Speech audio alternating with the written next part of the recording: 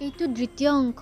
প্ৰথম অংশটোত মই কৈছিলোঁ যে আপুনি আপোনাৰ জীৱনটো কেনেকৈ জীয়াব বিচাৰে। এইটো অংশত মই ক'ম যে আপুনি কেনেকৈ জীৱনটো সুন্দৰ কৰি সজাই তুলিব পাৰিব। প্ৰথম কথা, নিজকে গ্ৰহণ কৰা।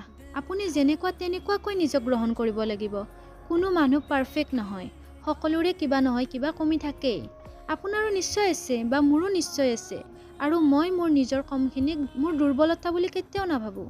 কাৰণ মোৰ তাত বা আপোনাৰ তাত এনে কিছুমান গুণ আছে যি আনৰ ওচৰত নাই। সেইবাবে আপুনি যেনেকুৱা তেনেকুৱাকৈ নিজক গ্ৰহণ কৰিব। দ্বিতীয়তে, আপুনি সদায় মানুহতকৈ আপোনাৰ মানসিক সুখখিনিক বেছি গুৰুত্ব দিব।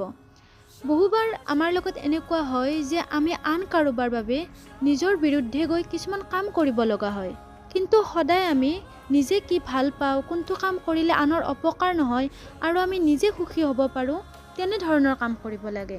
আনৰ বাবে কেতিয়াও আমি নিজক সলনি কৰিব নালাগে।